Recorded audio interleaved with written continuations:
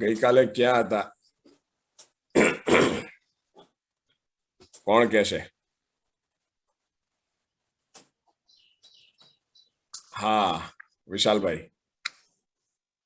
Sir, ગઈકાલે આપણે છેલ્લે છે સમૃદ્ધિની માટેની એક ડેફિનેશન્સ હતી, એ સમૃદ્ધિની ડેફિનેશન્સ સમજેલા.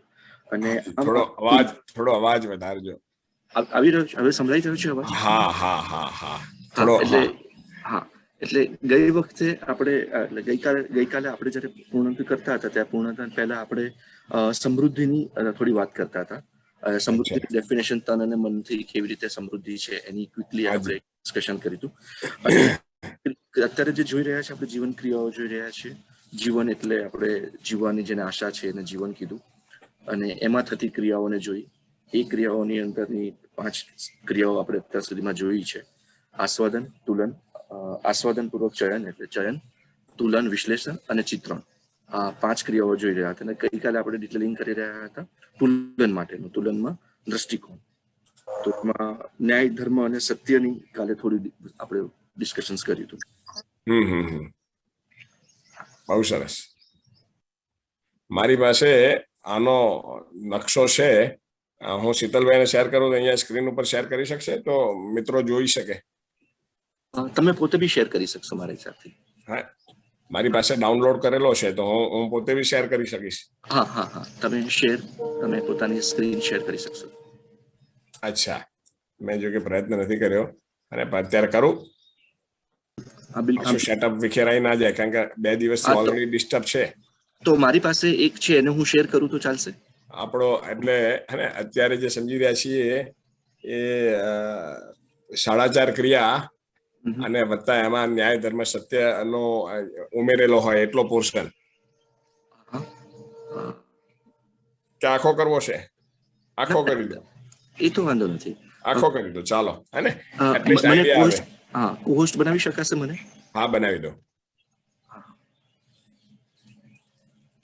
આજે 9 વાગે બેસીને આપણે કઈ વાંધો કોહોસ્ટ બનાવું ને? હા, ચાલો, કોહોસ્ટ બનાવી દીધા.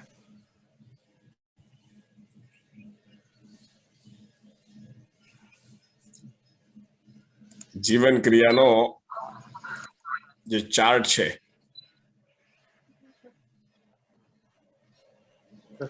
જોઈ શકે છે સ્ક્રીન મારી હવે? હા, બરાબર છે, ખ્યાલ આવી ગયો. હે ને?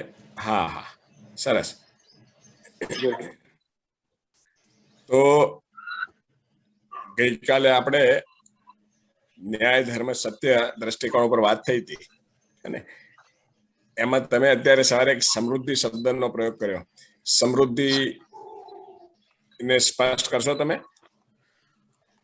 એટલે સમૃદ્ધિની જે અત્યાર સુધી પહેલા હું જે સમજતો હતો કે પરિવારમાં આપણે પરિવારને જેટલી જરૂરી છે આપણી પાસે હોવું જોઈએ, એનીથી થોડું વધારે ઉત્પાદન કરીએ, પ્રકૃતિને ધ્યાનમાં રાખીને જે ઉત્પાદન કરીએ એને હતું. અને એમાં પછી કાલે તમે થોડું બીજું વધારે એડ કર્યું. આપણે સમૃદ્ધિ 2 રીતે જોવી છે, તન અને મનથી રીતે. તનની જે જરૂરિયાત છે ભૌતિક જરૂરિયાતો છે, તો ભૌતિક જરૂરિયાતની અંદર બી આપણી પાસે જે છે એનાથી વધારે છે એનો ભાવ ઇમ્પોર્ટન્ટ છે. વધુ છે ને વધારે છે એનો ભાવ અને એનો અહેસાસ જે છે એ બહુ ઇમ્પોર્ટન્ટ છે. અને એ વસ્તુ થયા પછી આપણે જયારે પોષણ કરી શકીશું લોકોનું, એ જે વસ્તુ થશે ત્યારે એકચ્યુઅલી સમૃદ્ધિ. એનાથી આપણે લોકોનું પોષણ કરતા હશું, બીજા લોકોનું પોષણ કરતા હશું ભૌતિક ને લઈને. અને મનની અંદર જે આપણી સમૃદ્ધિ છે, આપણી ઉભય તૃપ્તિ છે. ના, મનની અંદર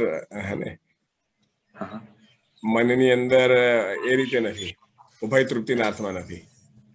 hello, sorry to interrupt you sir. આપણે ઘણા બધાના માઇક્સ અનમ્યુટ છે, એક મ્યુટ કરી દે, કેમ કે હું મિસ કરું છું. હા, કરી દઉં. હાજી. રાજેશભાઈ કઈ કહી રહ્યા છે કે ગ્રુપમાં ચાર્ટ મૂકો, એવું કહે છે રાજેશભાઈ? રાજેશભાઈ કોઈ મેસેજ મૂકે ગ્રુપમાં મૂકો સ્ક્રીન ઉપર, એવું કહેવા માંગે છે? હા સર, આ કોઈ ગ્રુપમાં મૂકેલું હોય ને આ ચાર્ટ, તો રેફરન્સ માટે કામ આવે કાયમ માટે. ગ્રુપમાં તો મૂકીશું જ, ગ્રુપમાં તો અગાઉ પણ મૂકેલો છે. આ તો અત્યારે સ્ક્રીન ઉપર છે, એનો કોઈ પ્રોબ્લેમ નથી ને? ના ના ના ના ના. બસ બસ બસ બસ. Okay okay, thank you thank you. હાજી. તો વિશાલભાઈ. હા હા હે જી સર. સમૃદ્ધિ આપણે કયા અર્થમાં ગઈકાલે ચર્ચા નીકળી એ મારે બી ધ્યાન બહાર નીકળી ગયું હે ને. કારણ કે સમૃદ્ધિ એ પરિવાર વ્યવસ્થામાં આ મુદ્દો સામાન્ય રીતે ચર્ચાતો હોય છે, પણ હવે ગઈકાલે આપણે કોઈ એક સંદર્ભમાં આ વાત નીકળી હતી હે ને. તો સમૃદ્ધિનો અર્થ પરિવારની શારીરિક આવશ્યકતાઓથી અધિક વસ્તુનું ઉત્પાદન હોવું. પરિવારની શારીરિક આવશ્યકતાઓથી હે ને. એક તો એ ઉત્પાદન કરી રહ્યા છીએ, વત્તા એનો અહેસાસ પણ છે કે આપણી આવશ્યકતાથી વધુ આપણી પાસે વસ્તુ છે. એટલે આપણી જે માનસિક ગરીબી ખરી, વિશાલભાઈ સમજાય છે? હા હા હા હા. માનસિક દરિદ્રતા, મારી પાસે આ નથી, મારી પાસે તે નથી હે ને. એ કઈ રીતે નથી તો એનો આપણને આઈડિયા નથી, પણ પાડોશી લાયો, ગઈકાલ સુધી પાડોશીનો જોડે નહોતું, આજે પાડોશી પાસે આવી ગયું હે ને. મારા આ સંબંધી પાસે ગઈકાલ સુધી નહોતું, આજે આવી ગયું, તો આપણી પાસે હોવું જોઈએ હે ને. આમ કરીને તમારે આ ભૂખ કદી મટતી નથી, કારણ કે આપણી પાસે આપણી પોતાની આવશ્યકતાઓની કોઈ સ્પષ્ટતા જ નથી. આપણી આવશ્યકતાઓ ટીવીથી નક્કી થાય છે, બહારથી નક્કી થાય છે. તો સમૃદ્ધિના કેસમાં એવું છે કે સમાધાનના પ્રકાશમાં, સમજદારીના પ્રકાશમાં આપણા પરિવારની ભૌતિક આવશ્યકતાઓ સ્પષ્ટ થવી અને પ્રકૃતિ સાથે શ્રમપૂર્વક, પ્રાકૃતિક નિયમ અનુસાર શ્રમપૂર્વક એ વસ્તુઓનું આપણે ઉત્પાદન કરવું. હવે બધી જ વસ્તુઓનું ઉત્પાદન તો આપણે કરી ન શકીએ, પણ આપણે અને જે 1 2 3 4 વસ્તુઓનું ઉત્પાદન કરતા હોઈએ એ આવશ્યકતાથી અધિક ઉત્પાદન કરીએ ને.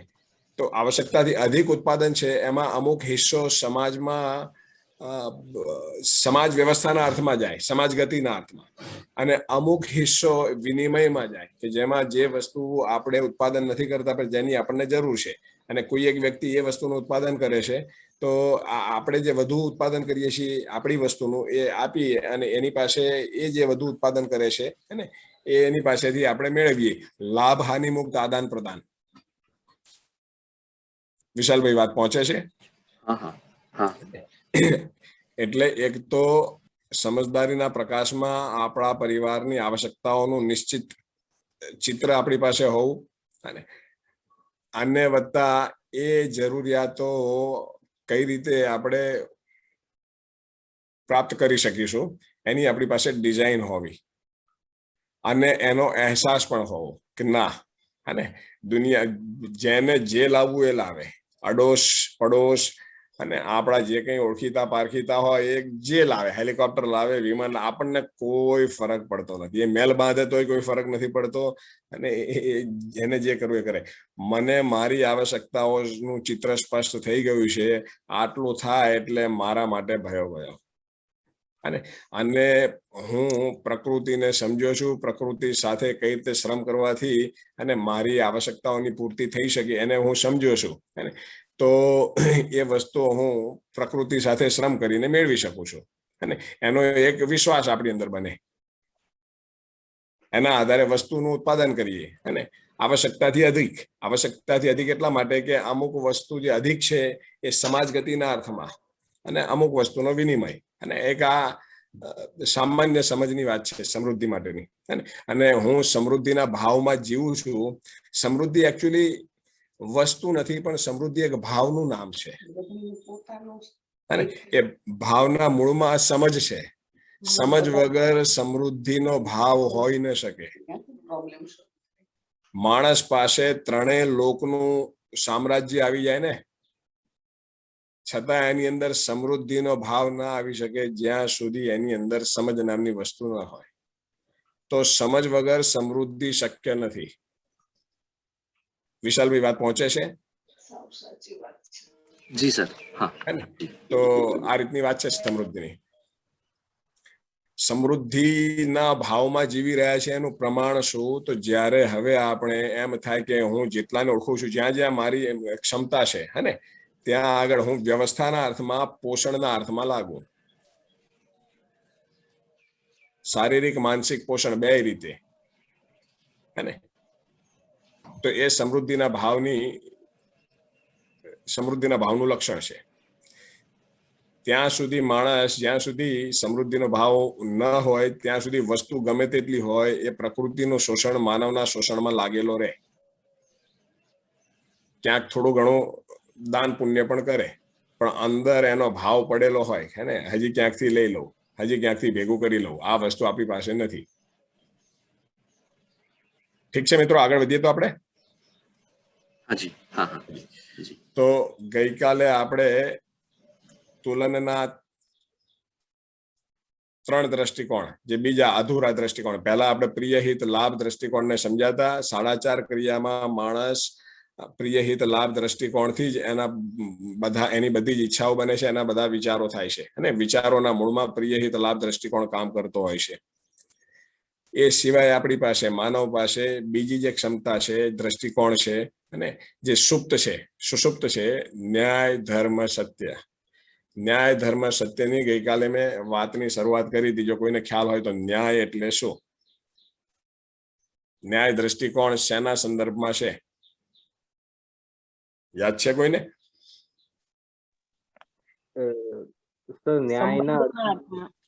સમીરભાઈ કઈ કહેવા માંગે છે? હા સમીરભાઈ. હા, યસ સર. એ જે ન્યાય ધર્મ સત્યની જે વાત છે એમાં સમજ એવી બની છે કે ન્યાય એટલે સમગ્ર માનવ વ્યવસ્થા, એટલે માનવ સંસાર છે એની સાથે વ્યવસ્થાના અર્થમાં ઉભય તૃપ્તિ. બહુ સરસ. પછી ધર્મ જે છે એમાં જેનાથી અલગ ન કરી શકાય, એટલે કે ભાઈ જે પદાર્થ અવસ્થા, પ્રાણ અવસ્થા, જીવ અવસ્થા અને ચેતન અવસ્થા જે છે એમાં ઉભય સમૃદ્ધિપૂર્વક જીવવાની જે વાત છે ને, સત્ય છે એટલે કે જે સત્તામાં સંતૃપ્ત પ્રકૃતિ જે છે, અસ્તિત્વમાં, સૃષ્ટિમાં જે વ્યવસ્થાનું સ્વરૂપ છે એને સમજીને સ્વીકારવાની વાત છે, એને સત્ય કહેવાય છે. પણ હવે આ શબ્દોથી પહોંચ્યું છે, હજી સમજણ સુધી નથી પહોંચ્યું. સમજી ગયા. બરાબર છે, સરસ છે, હે ને. થોડું સત્યમાં અને ધર્મમાં થોડુંક જે છે મિક્સિંગ થઈ ગયું. હા, નથી પહોંચતું એ, હજી શબ્દોથી પહોંચ્યું પણ હજી સમજણમાં નથી આવી રહ્યું. હા, કઈ વાંધો નહીં, આપણે વાત કરીએ આપણે, હા ને. બીજા કોઈ મિત્ર કઈ, બૈજુભાઈ કઈ કહેવા માંગતા હતા? હા સર, મારે આ સંદર્ભમાં એક પ્રશ્ન જ હતો. એકચ્યુઅલી થોડી અન્ડરસ્ટેન્ડિંગ જોઈતી હતી કે સ્વભાવમાં જીવવું એટલે શું, અને સ્વભાવ જ ધર્મ છે? ના બૈજુભાઈ, સ્વભાવ અને ધર્મ બંને અલગ વસ્તુ છે. અને સ્વભાવ ગતિ છે, ધર્મ સ્થિતિ છે. અગર આપણે ન્યાય, સ્વભાવ અને ધર્મની સાપેક્ષમાં આપણે વાત કરીએ તો ધર્મ સ્થિતિ છે, અને સ્વભાવ ગતિ છે. હવે તમે જ્યાં સુધી આપણે પ્રકૃતિમાં રૂપ, ગુણ, સ્વભાવ, ધર્મને એને ડિટેલમાં સમજીશું ત્યારે આ ભાષા સ્પષ્ટ થશે, અને ત્યાં સુધી તો સ્વભાવ પણ સ્પષ્ટ નહીં થાય. સ્વભાવ એટલે જે આપણી મૌલિકતા, કોઈ પણ એકમની જે મૌલિકતા છે, મૂળ એક્ઝિસ્ટેન્શિયલ ડિઝાઇન જે છે એની, અને એને સ્વભાવ કીધો છે. તો અત્યારે તો આપણે સૌ પ્રભાવ ગતિમાં જીવીએ છીએ, અને પ્રભાવિત થઈએ છીએ અને પ્રભાવિત કરીએ છીએ. અત્યારે આપણો મોટા ભાગનો બધો કાર્યક્રમ આ રીતે ચાલી રહ્યો છે, પ્રભાવ ગતિ ઉપર. તો આપણે જયારે એનો સંદર્ભ આવશે ત્યારે ડિટેલમાં વાત કરીશું. ઓકે, હા ને. તો સમીરભાઈ, મિત્રો, હાજી છું, બોલો. આપણે શરૂઆતમાં વાત કરી હતી, જે ગઈકાલે ફરીથી મેં સંદર્ભ છેડ્યો હતો, કે સુખી થવું છે, નિરંતર સુખી થવું છે, એના માટે સમજવું પડશે. જી, હે ને. કોને સમજવું પડશે? તો જેની સાથે જીવી રહ્યા છીએ એને સમજવું પડશે. જેની સાથે જીવવાનું છે, છૂટકો જ નથી, તમે છટકી શકો એમ નથી, શરીર ધારણ કર્યું છે ત્યાં સુધી, હે ને. તો એક તો માનવ સાથે જીવવું પડશે, બીજું પ્રકૃતિ સાથે જીવવું પડશે. વત્તા આ કઈ રીતે છે, અને માનવ અને પ્રકૃતિ છે તો ખરી, પણ કઈ રીતે છે, કેમ છે, અને એને સમજવું પડશે. એનું પ્રયોજન શું છે એને સમજવું પડશે, હે ને. તો આટલાને સમજવાને અહીંયા ન્યાય ધર્મ સત્ય રૂપે મૂકેલું છે. માનવ સંસારને સમજીને માનવ સંસાર સાથે ઉભય તૃપ્તિપૂર્વક જીવવું, વ્યવસ્થાના અર્થમાં જીવવું, એને અહીંયા ન્યાય દ્રષ્ટિકોણ કીધો છે. સમીરભાઈ વાત પહોંચી? હાજી, ન્યાયની સમજણ બની છે, સત્ય અને ધર્મની નથી બની રહી. હા, હવે આ ન્યાય શબ્દની જે મેં વાત કરી ને, એ તો અત્યારે ખાલી મોટી એક વાત કરી. હવે એના ડિટેલમાં જઈએ તો 9 મૂલ્યો, સ્થાપિત મૂલ્યો, શિષ્ટ મૂલ્યો એને સમજવા પડે, અને વત્તા 7 સંબંધો સમજવા પડે. માતા પિતા, પુત્ર પુત્રી, ભાઈ બહેન, પતિ પત્ની, મિત્ર મિત્ર, ગુરુ શિષ્ય, સાથી સહયોગી, વ્યવસ્થા સંબંધ, આવા 7 સંબંધો અને પેલા 9 મૂલ્યો: વિશ્વાસ, સન્માન, સ્નેહ, મમતા, શ્રદ્ધા, ગૌરવ, કૃતજ્ઞતા અને પ્રેમ. આના સંદર્ભમાં, આના સાપેક્ષમાં આપણે ન્યાય વસ્તુ સ્પષ્ટ થાય. પણ ટૂંકમાં બહુ મોટી વાત કરીએ તો વ્યવસ્થાના અર્થમાં માનવ સંબંધમાં ઉભય તૃપ્તિપૂર્વક જીવવું, આને ન્યાય દ્રષ્ટિકોણ કીધો. ધર્મ દ્રષ્ટિકોણ એટલે કે ચારેય અવસ્થાઓમાં કોઈ પણ પ્રકારની ખલેલ ન પહોંચે. મારા ઉઠવા, બેસવા, બોલવા, ચાલવા, ખાવા, પીવા, હરવા, ફરવાથી ચારે અવસ્થાઓમાં સંતુલન બનેલું રહે. ચારે અવસ્થાઓ એટલે કે પ્રકૃતિ ચારે અવસ્થાઓનું સંયુક્ત નામ છે. અને 4 અવસ્થા એટલે પદાર્થ અવસ્થા, પ્રાણ અવસ્થા, જીવાવસ્થા અને જ્ઞાનાવસ્થા. એને બીજી રીતે કહીએ તો હવા, પાણી, ધરતી, વૃક્ષ, વનસ્પતિ, જીવ, જાનવર ને માનવ, આના સંયુક્ત રૂપે પ્રકૃતિ છે. એની અંદર પ્રાકૃતિક રીતે એક વ્યવસ્થાનું સ્વરૂપ છે. એ વ્યવસ્થાના સ્વરૂપને ઓળખી અને આપણે એ વ્યવસ્થામાં કોઈ પ્રકારનો ખલેલ ન પહોંચે, ઓન ધ કોન્ટ્રી આપણા જીવવાથી એ વ્યવસ્થા વધુ પુષ્ટ થાય, એ રીતે આપણે જીવવું, એનું નામ ધર્મ દ્રષ્ટિકોણ છે. વાત પહોંચી? મોટું? હાજી, હે ને? ચારે અવસ્થાઓના પોતાના ધર્મ છે.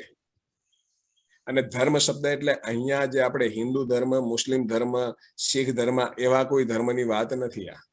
અને એ એકચ્યુઅલી સંપ્રદાયો છે. હા, એટલે પેલું વર્ષોનું કન્ડિશનિંગ છે, પેઢીગત, માન્યતાગત. એટલે પેલું ધર્મ એટલે ફરી પાછું પેલું ટીકલા ટપકા માળા પર પહોંચી જવાય છે. હા, ના, ધર્મ એટલે અહીંયા ધર્મની જે વ્યાખ્યા આપી છે ને, ધર્મ એટલે જેને જેનાથી અલગ ન કરી શકાય, એ એનો ધર્મ થયો. જેમ કે માનવને બધી જ વસ્તુથી અલગ કરી શકાય, પણ એની સુખી થવાની જે અપેક્ષા છે, સુખપૂર્વક જીવવાની અપેક્ષા, એનાથી માણસને અલગ ન કરી શકાય. આપણે અગાઉ પણ આ વાત થઈ છે.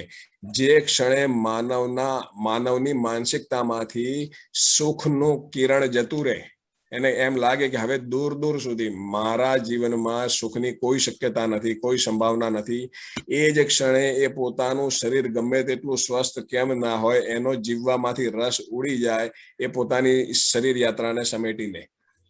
એટલે પંખે લટકે કાં તો ભૂસકો મારે, ગમે તે કરે. બિલકુલ સાચી વાત છે. એ કંઈક ખાઈ પણ લે. એને ધારો કે હવે શરીર કોઈક એવી ઉંમરે પહોંચી ગયો હોય કે જ્યાં શરીર હવે પોતે જાતે હલાઈ શકે એમ નથી, તો કોઈક દવા ખાઈ લે, ઊંઘની ગોળીઓ લઈ લે, ગમે તે કરી દે. પણ એને એમ થાય કે હવે દૂર સુધી મારા જીવનમાં સુખનું કોઈ કિરણ નથી, તો એ આ પગલું ભરે. હે ને? તો આને શું કહેવાય? માનવ સુખ ધર્મી છે. આપણે હિન્દુ ધર્મી, મુસ્લિમ ધર્મી કહીએ છીએ, માનવ સુખ ધર્મી છે. એ જ રીતે જીવાવસ્થા, જીવવાની આશા, એમનો ધર્મ છે. અને જીવાવસ્થા, જીવ જાનવર જે કંઈ કરી રહ્યા છે, એના મૂળમાં એમણે જીવવું છે, પોતાનું શરીર ટકાવી રાખવું છે. કારણ કે જીવાવસ્થાની ડિઝાઇન એવી છે કે જીવન પોતાને શરીર માનીને જીવે છે. અને એ વ્યવસ્થાના અર્થમાં છે, એમાં ક્યાંય ભ્રમ નથી. જીવાવસ્થા પોતાને શરીર માનીને જીવે છે. જીવાવસ્થામાં ભ્રમ નામની વસ્તુ નથી. ભ્રમની શરૂઆત માનવમાં જ છે, અને ભ્રમ માનવમાં છે. જીવાવસ્થાનો કોઈ ભ્રમ નથી. તો જીવાવસ્થાનો કુલ કાર્યક્રમ કેમ કરીને શરીર બનેલું રહે, શરીર ટકેલું રહે. એ જ રીતે પ્રાણ અવસ્થા એટલે કે જે આ ઘાસ ફૂસ, વૃક્ષ, વનસ્પતિ, અને માનવ શરીર, પશુ શરીર, એ લોકોનો ધર્મ છે પુષ્ટિ ધર્મ. પુષ્ટ થાય અને એનો જે ઉપયોગ કરે એ પણ પુષ્ટ થાય. મિત્રો, પહોંચે છે વાત મારી? મારી વાત પહોંચી રહી છે? ધ્યાન આપવાની જરૂર છે. પ્રાણાવસ્થાના ધર્મ વિશે ફરી કહો તો. પુષ્ટિ ધર્મ, પુષ્ટ, હે ને? આપણે પ્રાણાવસ્થા એટલે તો વસ્તુ સ્પષ્ટ છે ને, તમામ પ્રકારના વૃક્ષ વનસ્પતિ. સમીરભાઈ, હા એ બરોબર છે. એટલે પાણીના, જમીનના કે તમામ પ્રકારના વૃક્ષ બધું વનસ્પતિ, આવી ગયું. તમામ પ્રકારના વૃક્ષ વનસ્પતિ માનવ શરીર ને પશુ શરીર આ પ્રાણાવસ્થાની એકમ છે, હે ને? તો એની અંદર પુષ્ટ થવું નેચરલ છે, એનો પુષ્ટિ ધર્મ છે, પુષ્ટ થાય છે, હે ને? ઘાસ ફૂસ ધીમે ધીમે વધે છે, ઉપર જાય છે, હે ને? ફેલાય છે. અને બીજું કે જે વ્યક્તિ, ધારો કે આપણે પોતે ઘાસ ફૂસ, આપણે જે કઈ વનસ્પતિ શાકાહાર જે કઈ ખાઈએ છીએ એનાથી આપણું શરીર પણ પુષ્ટ થાય છે. માંસાહારી પ્રાણીઓ, જીવ સંસારના શરીર ખાઈને એ લોકો પુષ્ટ થઈ રહ્યા છે, હે ને? તો પ્રાણ અવસ્થા એવી વસ્તુ છે, પોતે પુષ્ટ થાય છે અને બીજાને પુષ્ટ કરે છે. પુષ્ટિ ધર્મ છે એનો. વાત પહોંચી રહી છે?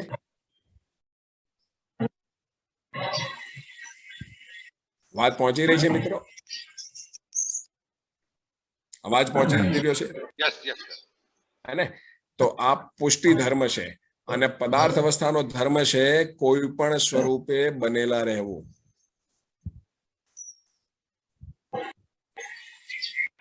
અસ્તિત્વ ધર્મ છે, એમનો અસ્તિત્વ ટકાવી રાખે છે. કઈ રીતે?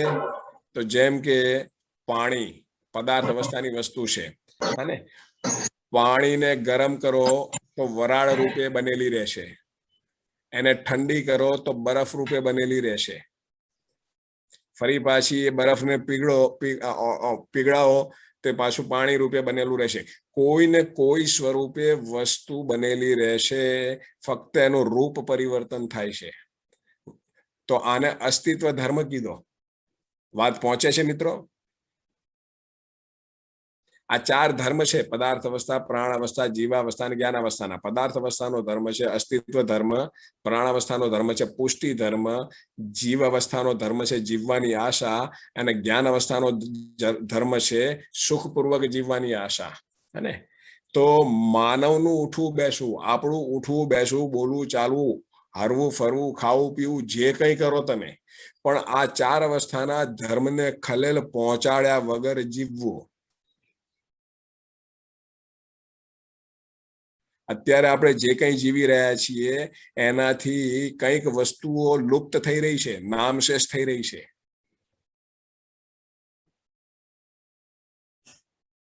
કંઈક આપણે વૃક્ષ વનસ્પતિની કંઈક પ્રજાતિઓ આપણે ખતમ કરી નાખી, કંઈક જીવ જાનવરની પ્રજાતિઓ ખતમ કરી નાખી છે.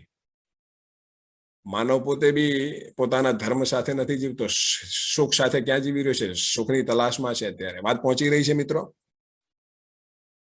એટલે યોગેશભાઈ, એક સ્પષ્ટતા અહીંયા ઈચ્છું છું. હાજી. આ ધર્મની જે તમે વાત કરો છો તો એક સમજણ એવી બની રહી છે કે પદાર્થાવસ્થાનો ધર્મ છે ટકેલા રહેવું, એટલે અસ્તિત્વ ધર્મ કોઈ પણ સ્વરૂપ, પણ એ નિર્જીવ અવસ્થા છે, જળ અવસ્થા. હા, જળ અવસ્થા. પ્રાણ અવસ્થા છે એમાં પુષ્ટિ ધર્મ એટલે પુષ્ટ થવું, અને પુષ્ટ થવું ની સમજણ એવી બને કે ભાઈ બીજ સ્વરૂપ, બીજમાંથી વૃદ્ધિ થાય, પછી જો હોય એની વ્યવસ્થા તો એનું ફૂલ, ફૂલમાંથી ફળ, પછી પાછી નવી નેક્સ્ટ જનરેશનની પોતે તો પુષ્ટ થાય ને પાછું ફેલાવે, એ પોતે જંગલ ફેલતું જાય પોતાની રીતે, સ્પ્રેડ થતું જાય, હે ને? અને વધતા તમે પ્રાણ અવસ્થાનો વૃક્ષ વનસ્પતિનો તમે ભોજન તરીકે ઉપયોગ કરો તો તમારું શરીર પણ પુષ્ટ થાય. Right, okay. અને આપણું શરીર બી, આપણું શરીર ખરું ને, જીવ શરીર ને માનવ શરીર એ પ્રાણાવસ્થાની જ એકમ છે. તો જ્યારે માંસાહારી જે વ્યક્તિ છે એ આપણા શરીરનું ખાય તો એ બી એનું શરીર પણ પુષ્ટ થાય, પોતે બી પુષ્ટ થાય અને બીજાને પુષ્ટ કરે. આ પુષ્ટિ ધર્મ. પુષ્ટ થવું એટલે હાજી. હા, પછી જીવાવસ્થા છે એનો ધર્મ જીવવું છે, એ એનો ધર્મ એટલે આહાર, નિંદ્રા, ભય, મૈથુનના સંદર્ભમાં એ જે કંઈ પણ છે એનું જીવન પૂરું કરે છે, જીવન ટકાવી રાખવું.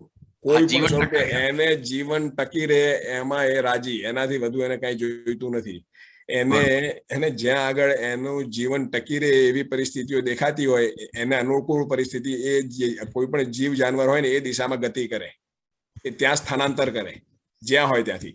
જ્યાં આગળ પ્રતિકૂળતા હોય એના શરીરને ટકી રહેવા સંબંધમાં ત્યાંથી એ હટી જાય, હે ને? એનો કુલ જે એનો ક્રિયાકલાપ છે એના મૂળમાં શરીરને ટકાવી રાખવું, કારણ કે એ પોતાને શરીર માનીને જીવે છે અને એ વ્યવસ્થાના અર્થમાં છે. હાજી.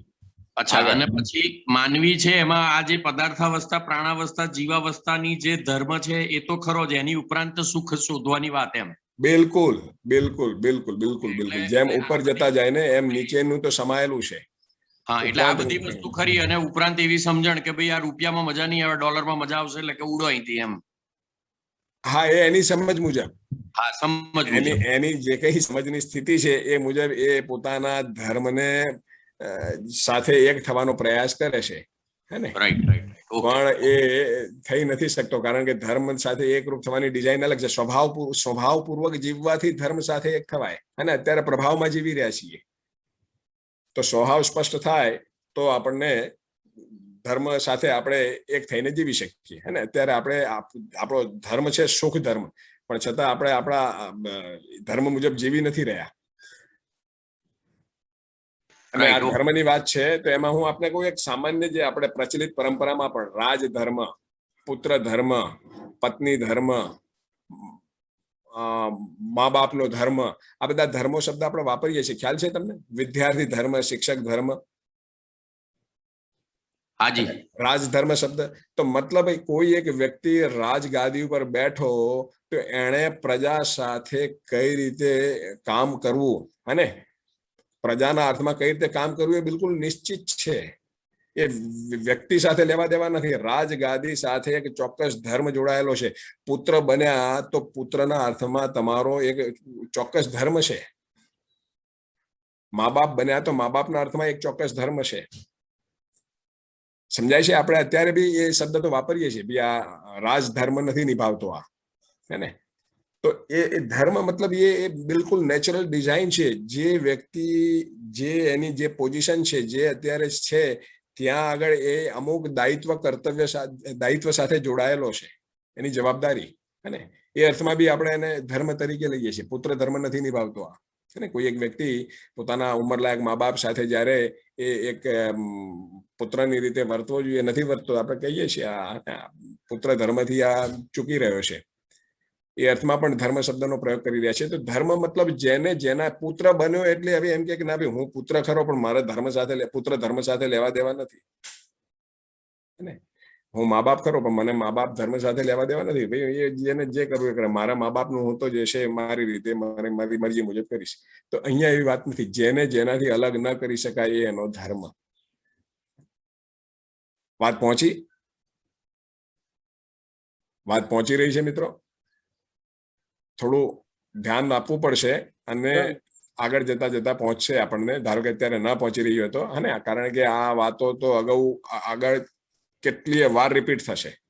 હાજી, બૈજુભાઈનો હાથ રેસ થયેલો છે. હા સર, એટલે આમાં મારે એક વસ્તુનું અન્ડરસ્ટેન્ડિંગ જોઈતું હતું. હાજી બૈજુભાઈ. હા, મારો અવાજ ક્લિયર છે? હા, ક્લિયર છે. ઓકે, એટલે પહેલા મનુષ્ય આવશે, પછી એ મનુષ્ય સાથેના સંબંધમાં એના અલગ અલગ રોલ હશે, રાઈટ? તો આપણે રોલને ધર્મ કહીએ છીએ કે ના, એ તો મેં ખાલી એક ઉદાહરણ માટે વાત કરી, હે ને? કે રાજા છે તો રાજાને રાજ ધર્મથી અલગ ન કરી શકાય, ઉદાહરણ છે. આપણે ધારો કે ઉદાહરણથી ભટકી જવાતું હોય ને તો આપણે મૂકી દઈએ. આ માનવનો ધર્મ સુખ ધર્મી છે. માનવને બધી જ વસ્તુથી અલગ કરી શકાય. એને એના નોકરીથી અલગ કરી શકાય, એના પત્નીથી, એના ફેમિલીથી, એના દેશથી, એના વેપારથી, બધાથી અલગ કરી શકાય. પણ એની સુખપૂર્વક જીવવાની આશાથી માનવને અલગ ન કરી શકાય. આવું તમને લાગે છે? તમારી અંદર તમને દેખાય છે કે એક સમય કોઈ એવી પરિસ્થિતિ આવે તો એ સમયે ન છૂટકે તમે બાકી બધું જ છોડી શકો, પણ કોઈ તમને કન્વિન્સ કરે કે બૈજુભાઈ તમે સુખપૂર્વક જીવવાની આશા છોડી દો, તમારો પ્રયાસ છોડી દો, હું તમને તમે કહો હું આપવા તૈયાર છું. એક બાજુ આખી દુનિયા અને એક બાજુ એકલો માણસ. એ માણસને કોઈ કન્વિન્સ ન કરી શકે સુખપૂર્વક જીવવાનું છોડી દેવા માટે. આવું લાગે છે? બરાબર છે. હે? તો આ એનો ધર્મ થયો. ઓકે, હે ને? પેલાથી કદાચ ફંટાઈ જવાતું હોય એને ભૂલી એને બાજુ પર મૂકી દો. ફંટાતું નથી, એકચ્યુઅલી એ રિયલ લાઈફ એક્ઝામ્પલ જ છે. ચલો આપણે રાજાની વાત ના કરીએ, પારિવારિક સંબંધોની વાત કરીએ. ના, કશું અત્યારે ના કરો, અત્યારે ફંટાશો તમે.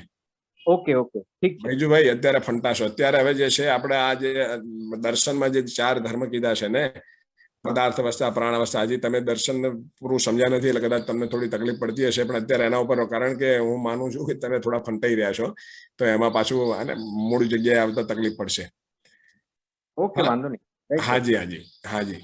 તો અને આપણે જયારે પ્રકૃતિમાં વ્યવસ્થાને સમજીશું ને, ત્યારે 4 અવસ્થાઓના રૂપ ગુણ સ્વભાવ ધર્મ, દરેક એકમના રૂપ ગુણ સ્વભાવ ધર્મને ડિટેલમાં સમજીશું, ત્યારે આ વસ્તુ ફરીથી આનાથી વધુ ડિટેલમાં ચર્ચા થશે. અને ત્યાં સુધીમાં તમને જે છે આની થોડી જે છે પકડ બી આવી જશે, હે ને? તો હા, દીપકભાઈ કંઈક હાથ રેઝ કરીને પૂછવા માંગતા હતા.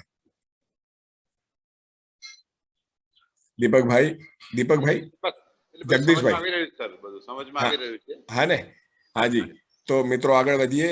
ન્યાય દ્રષ્ટિકોણ, ધર્મ દ્રષ્ટિકોણ. આપણે અગાઉ વાત કરી હતી કે માનવ સાથે ઉભય તૃપ્તિપૂર્વક જીવવું, માનવને સમજવો પડશે, એ ન્યાય દ્રષ્ટિકોણ છે. પ્રકૃતિ સાથે સમજપૂર્વક જીવવું એને ધર્મ દ્રષ્ટિકોણ કીધો. પ્રકૃતિ એટલે 4 અવસ્થાઓ, જે કંઈ આપણી નજર સમક્ષ છે. અને સત્ય એટલે શું? તો સત્ય, આ શબ્દને છૂટો પાડીશું ને, સંધિ સત્ય, અને સતનો મતલબ છે અસ્તિત્વનો સાર, એસેન્સ, અને એનો અર્થ છે જે છે. મારો અવાજ પહોંચી રહ્યો છે? સત્યને આપણે સમજવાનો પ્રયાસ કરી રહ્યા છીએ. સત્ય દ્રષ્ટિકોણ, સત્ય એટલે સત વત્તા ય. સતનો અર્થ થાય છે અસ્તિત્વનો સાર, એસેન્સ. અને આ જે કંઈ છે એનો એસેન્સ શું? ય એટલે જે કંઈ છે, ધેટ ઇઝ, અને વિચ ઇઝ. તો અસ્તિત્વનો જે સાર છે એ સહ અસ્તિત્વ રૂપે છે. આ જ સત્ય છે. અસ્તિત્વ સહ અસ્તિત્વના રૂપમાં છે. આનું નામ સત્ય સમજમાં આવ્યું. વાત પહોંચી મિત્રો? અવાજ પહોંચે છે? પહોંચે છે. અને આપણે સત્ય દ્રષ્ટિકોણને સમજી રહ્યા છીએ. તો સત્ય એટલે શું?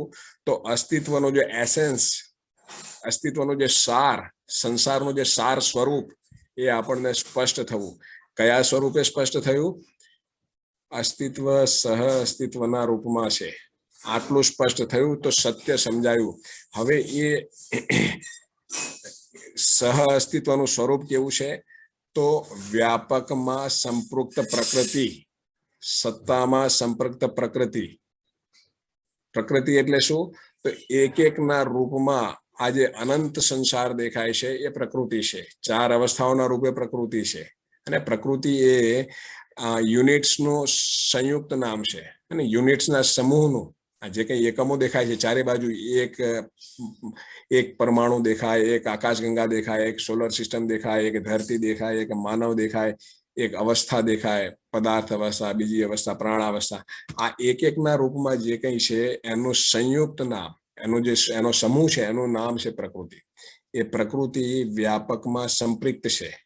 સંપૃક્ત એટલે ડૂબા ભીગા ઘેરા, હે ને? ડૂબેલું, ભીંજાયેલું, ઘેરાયેલું. હવે એ જે તે સમય જ્યારે અસ્તિત્વમાં વ્યવસ્થાને સમજવા જઈશું ત્યારે આને વધુ ડિટેલમાં સમજીશું. પણ આપણને ખ્યાલ આવવો જોઈએ કે સંપૂર્ણ અસ્તિત્વ સહ અસ્તિત્વમાં છે. વ્યાપક અને પ્રકૃતિ એકમેકમાં અવિભાજ્ય રીતે જોડાયેલા છે. એને લઈને આ જે કંઈ આપણે વ્યવસ્થા, ધર્મ, ન્યાય, આ જે કંઈ આપણે ઈચ્છી રહ્યા છે એના મૂળમાં પ્રકૃતિ સત્તામાં સંપૃક્ત છે, માટે ઉર્જિત છે, ક્રિયાશીલ છે, સ્વયંમાં વ્યવસ્થા છે, સમગ્ર વ્યવસ્થામાં ભાગીદારી છે. આ જે કંઈ સ્પષ્ટ થાય એના મૂળમાં સત્ય સ્પષ્ટ થઈ રહ્યું છે. તો આનું નામ કીધું સત્ય દ્રષ્ટિકોણ, જે અસ્તિત્વ સાપેક્ષ છે, ધર્મ પ્રકૃતિ સાપેક્ષ છે, અને ન્યાય માનવ સાપેક્ષ છે. જેની સાથે આપણે જીવવાનું છે. આ 3 વસ્તુ છે: માનવ, પ્રકૃતિ, અને આ કેમ છે, કઈ રીતે છે, સ્પેસ, વ્યાપક, અને એમાં સંપૃક્ત પ્રકૃતિ. તો આ 3 દ્રષ્ટિકોણ છે: ન્યાય દ્રષ્ટિકોણ, ધર્મ દ્રષ્ટિકોણ, સત્ય દ્રષ્ટિકોણ. આ દ્રષ્ટિકોણથી જ્યારે આપણે કોઈ પણ ઈચ્છાનું વિશ્લેષણ કરીએ અને આપણે જ્યારે એનું ચયન આસ્વાદન કરીએ, એના આધારે કાર્ય વ્યવહાર કરીએ તો વાંછિત ફળ પામીએ.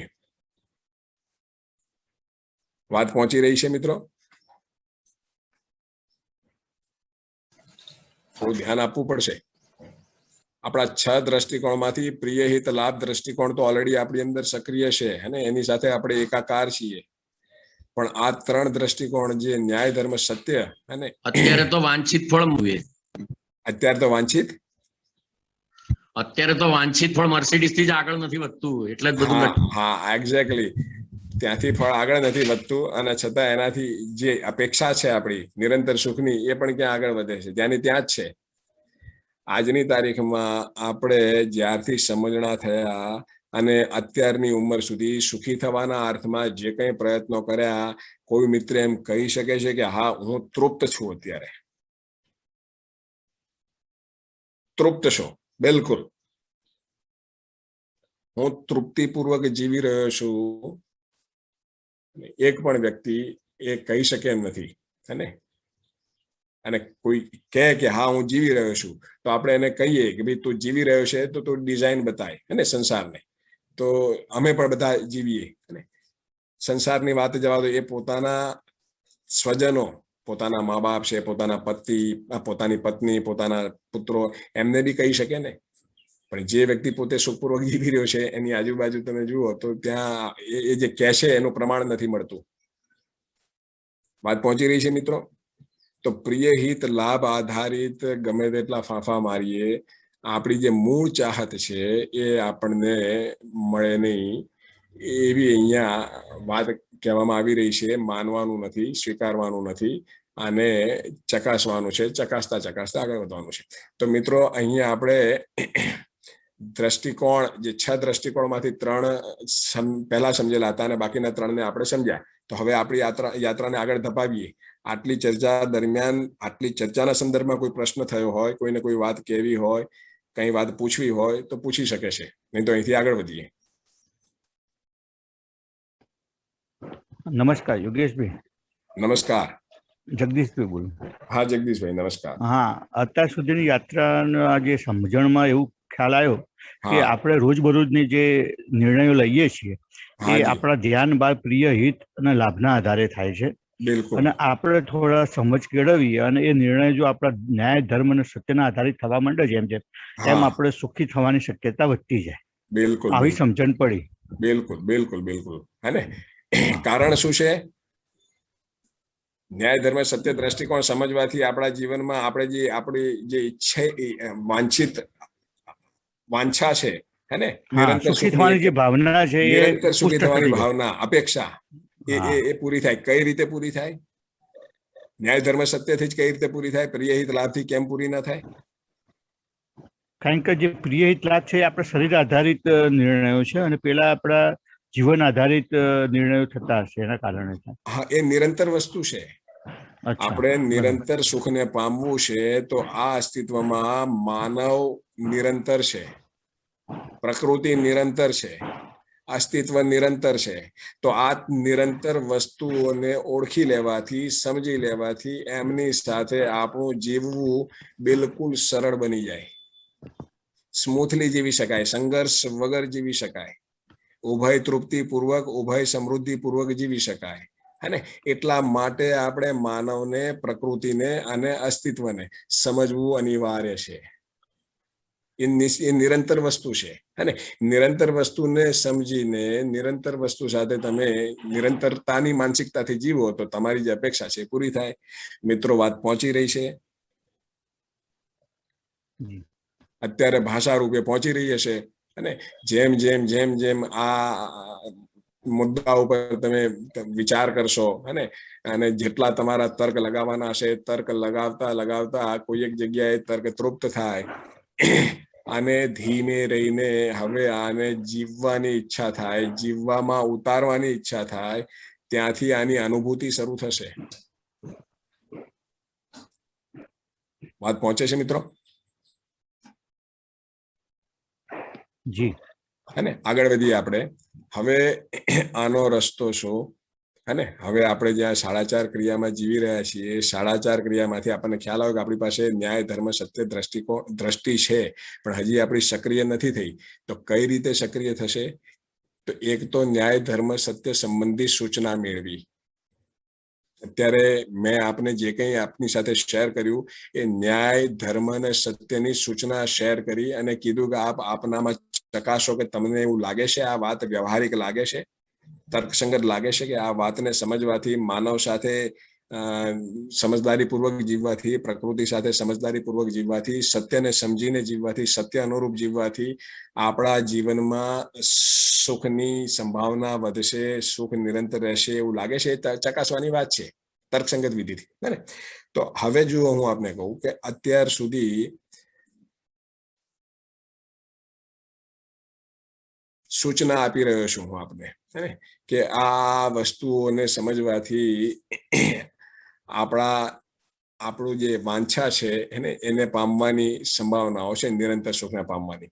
તો હવે એના ઉપર તમે અત્યારે સૂચના ગ્રહણ કરી રહ્યા છો. સૂચના ઉપર જે કંઈ મનન અને શ્રવણ ને જે કંઈ કરવાનું હોય એના ઉપર તમે વિચાર વિમર્શ કરી રહ્યા છો. જેટલા તર્ક લગાવવાનો હોય તર્ક લગાવી રહ્યા છો.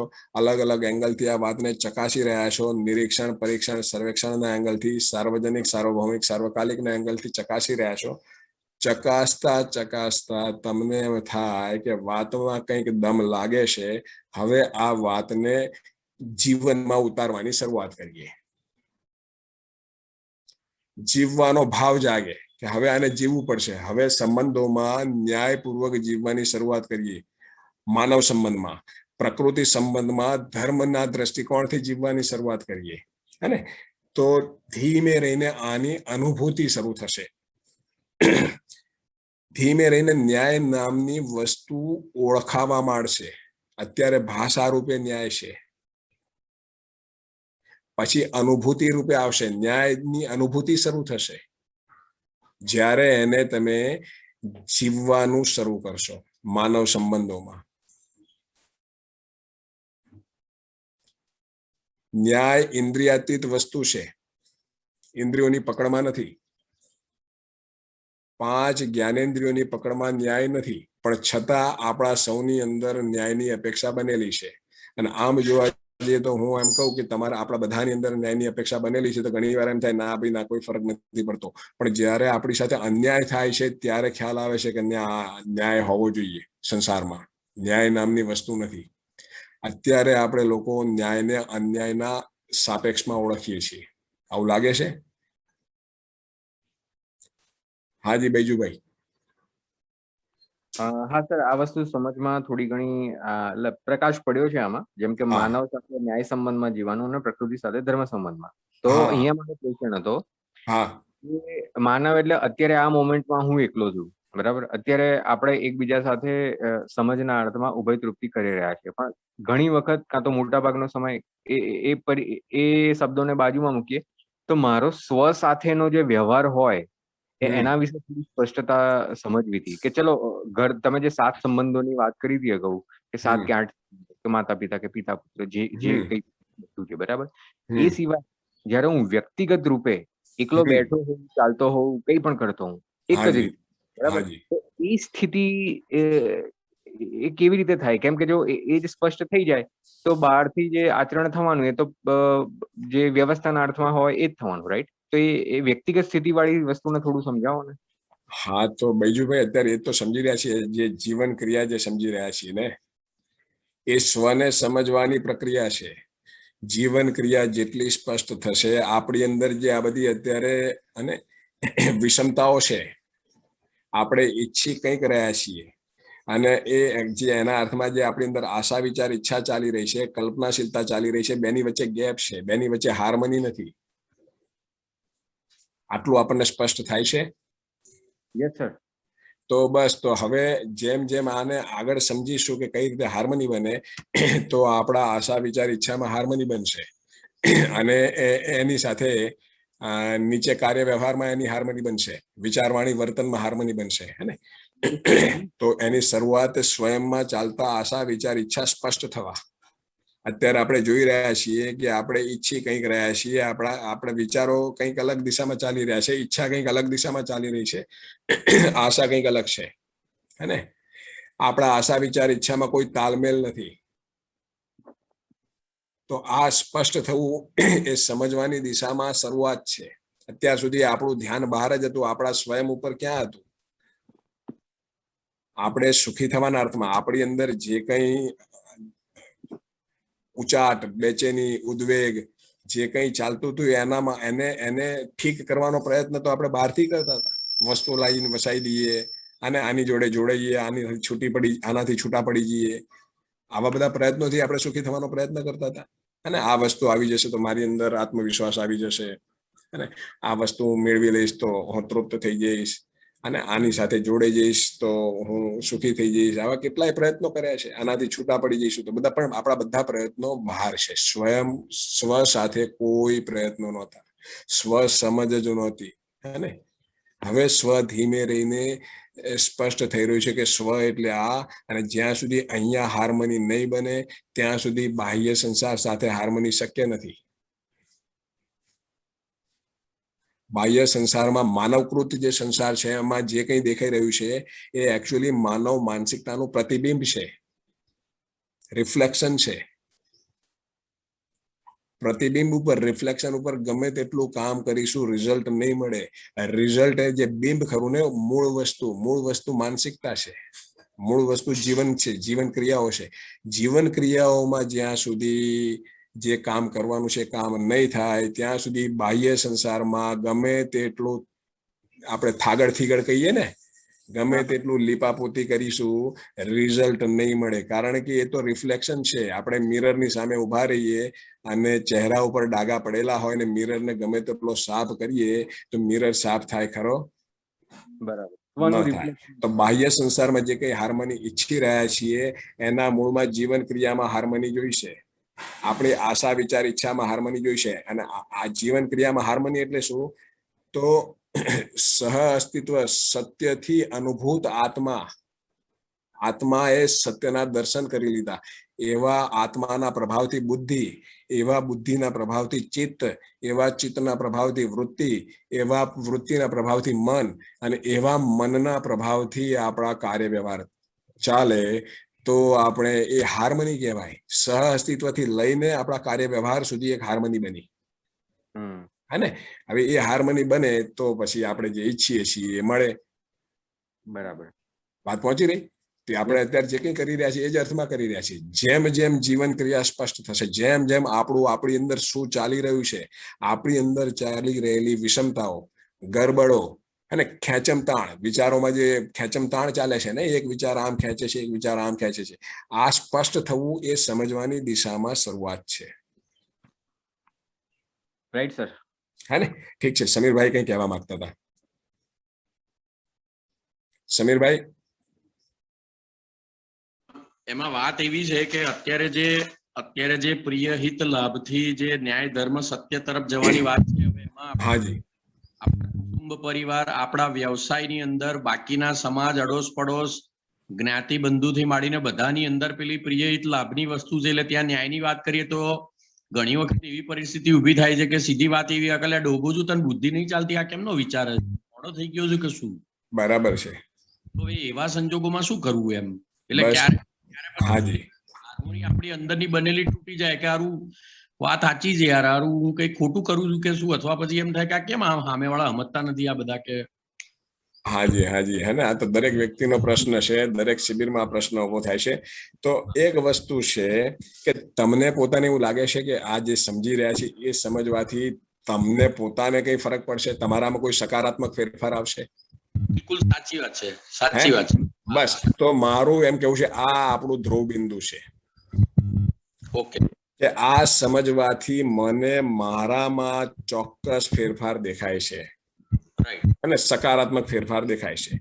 તો એને તમે વળગેલા રહેશો અને જેમ જેમ આગળ વધશો સમજવાની દિશામાં, હે ને, એમ તમારી અંદર સહજ સંકલ્પ બનશે દુનિયાને જે રીતે જીવવું એ રીતે જીવે. મેં માનવીયતાપૂર્ણ જીવવાનો સ્વાદ માણી લીધો, મૂલ્યપૂર્વક જીવવાનો સ્વાદ એને મેં ચાખી લીધું. હા ને, મેં ન્યાય ધર્મ સત્યપૂર્વક જીવવાનો સ્વાદ લઈ લીધો અને એની સામે બાકી બધા સ્વાદ ફીકા લાગ્યા.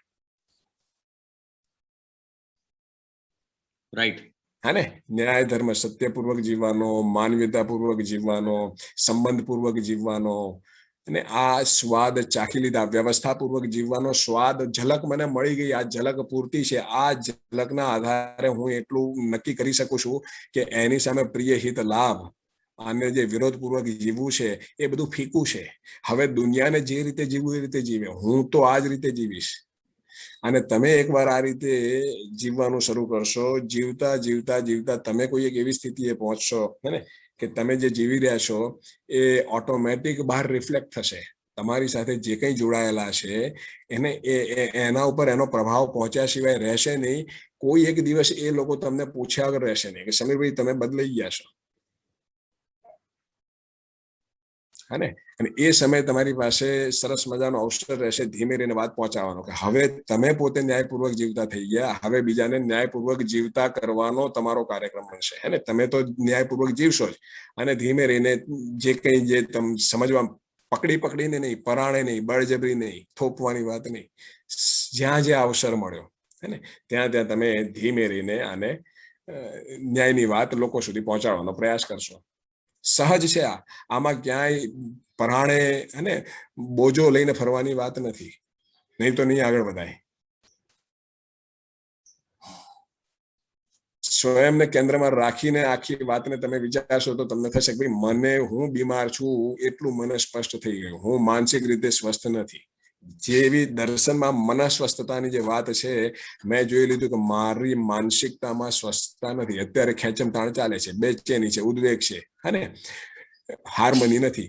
તો કમસે કમ બીજાને જે કરવું એ કરે, મારું ધ્યાન ગયું છે તો હું તો કમસે કમ ત્યાં આગળ વ્યવસ્થા સ્થપાય, સ્વસ્થતા બને એવો પ્રયાસ કરું.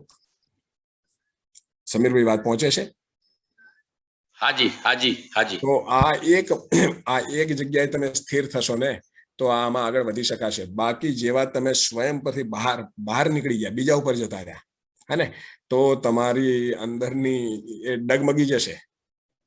હે ને ભાઈ, વાતો સાંભળવામાં સારી છે, જીવવી અઘરી છે, પણ સ્વયં પર બનેલા રહેશો તો બિલકુલ 100% તમે કમસે કમ જે છે એ સ્થિર થઈ જશો.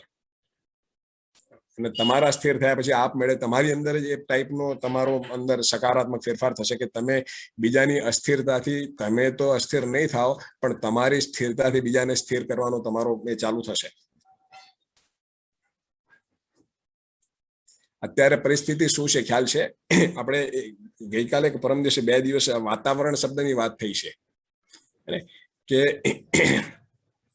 આપણા જે કંઈ સ્થૂળ કાર્ય વ્યવહાર ખરા ને એના મૂળમાં આપણી માનસિકતા છે, આપણી કલ્પનાશીલતા છે, આશા વિચાર ઈચ્છા છે. અને આપણી કલ્પનાશીલતાના મૂળમાં સમજ નામની વસ્તુ છે. સમજના મૂળમાં સંસ્કાર છે અને સંસ્કારના મૂળમાં કોઈ એક વાતાવરણ છે. આવી વાત થઈ હતી આપણે, ખ્યાલ આવે છે તમે મિત્રો? હવે અત્યારે આપણે બાહ્ય વાતાવરણથી પ્રભાવિત છીએ, માટે બાહ્ય વાતાવરણના રંગે રંગાયેલા છીએ અને આ વાત કમ્પ્લીટલી એનાથી વિપરીત છે. એટલે આપણને સાંભળવી સારી લાગે છે, અંદર ભાવ બી જાગે છે, પણ જેવા વાતથી અલગ થઈ જઈએ છીએ એટલે પાછું બાહ્ય વાતાવરણ આપણી ઉપર હાવી થઈ જાય છે. આવું બને છે?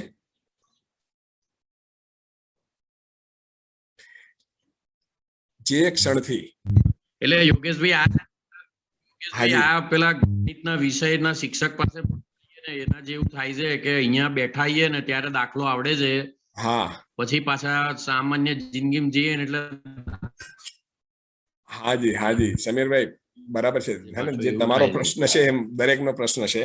એનું કારણ છે આપણે પાછલી કેટલીય શરીર યાત્રાઓ પોતાને શરીર માનીને બ્રહ્મમાં જીવેલા છીએ. વર્તમાન શરીર યાત્રામાં બી રગમાં વ્યાપી ગયું છે ભ્રમ. એટલે આમાંથી સૂચના મળ્યા છતાં, સૂચના સ્વીકૃત થયા છતાં બહાર આવવું થોડું કઠિન છે. પણ જેમ જેમ જેમ તમે આ સમજતા જશો એમ એમ તમારું પોતાનું વ્યક્તિગત આંતરિક વાતાવરણ તૈયાર થશે.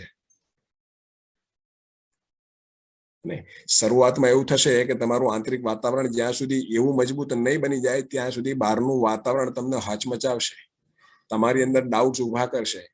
સાલું વાત તો સાચી છે, પણ શું શક્ય છે આ જમાનામાં? પણ જેમ જેમ આને સમજશો એમ તમારું પોતાનું આંતરિક વાતાવરણ એટલું મજબૂત થશે, કોઈ એક સ્થિતિએ બહારનું વાતાવરણ તમને અસર નહીં કરી શકે, તમને હલાવી નહીં શકે. માનવીયતાપૂર્ણ આચરણ પૂર્વક જીવવું, ન્યાય ધર્મ સત્યપૂર્વક જીવવું, તમારું એ જે સ્ટેન્ડ છે ને એ સ્ટેન્ડને હલાવી નહીં શકે. ઓન ધ કોન્ટ્રી શું થશે? રિવર્સ પ્રક્રિયા થશે. અત્યાર સુધી ભ્રમિત સ્થિતિમાં બહારનું વાતાવરણ આપણને પ્રભાવિત કરતું હતું. ધીમે રહીને એકવાર તમારું પોતાનું વાતાવરણ અંદર અપટુડેટ તૈયાર થઈ જશે, મજબૂત તૈયાર થઈ જશે, તો તમારું વાતાવરણ બહાર અસર કરશે. બાહ્ય વાતાવરણ તમારા વાતાવરણથી પ્રભાવિત થવાનું શરૂ થશે. વાત પહોંચી રહી છે મારી? બૈજુભાઈ? હા બૈજુભાઈ. હા સર, મને પહોંચી રહી છે. અહીંયા એક પ્રશ્ન હતો કે થોડુંક સમજવું હતું, કેમ કે માઇક્રો લાઈન જેવું છે. તો આ ક્ષણ જયારે સમજવાની દિશામાં તો યાત્રા ચાલુ જ છે પહેલેથી, કેમ કે બીજ જે પડેલા હોય એના અંકુરિત વિકાસ થવા માટે વાતાવરણ બધું શોધી લે. હવે હું મારો મૂળ પ્રશ્ન પૂછું. આ ઘટનામાં જયારે હું આગળ વધુ છું, ચલો અત્યારે 1 કલાકના સત્રની સાધનાની અંદર તો હું અહીંયા જ છું, બીજે ક્યાંય નથી. હવે આની અસર 15-20 મિનિટ, અડધો કલાક જે રહી છે, જયારે હું બહાર જઉં મને વચ્ચે વચ્ચે યાદ આવ્યું, તો મને સ્વાર્થની વસ્તુ અહીંયા સમજવી છે. એ જયારે જેમ કે ચલો કોઈ ઘટના ઘટી ઘરની અંદર, બાળક રડ્યું, કોઈક એવો પ્રસંગ બન્યો કે જયારે મારે એમાં ઇન્વોલ્વ ને એંગેજ થવાનું રહ્યું, રાઈટ? અને તો એક ક્ષણની અંદર પણ મેં મારી સ્મૃતિ જાળવી રાખી કે હા ભાઈ, મારે સત્ય ધર્મ ન્યાયના અર્થમાં ચુનાવ કરવાનો છે અને એ અર્થમાં તો ત્યારે સામેવાળી વ્યક્તિ જે ભ્રમિત અવસ્થામાં, કે આપણે પણ આંશિક ભ્રમિત હું શબ્દ યુઝ કરીશ, કેમ કે બધા આંશિક ભ્રમિત કરી શકાય, બરાબર?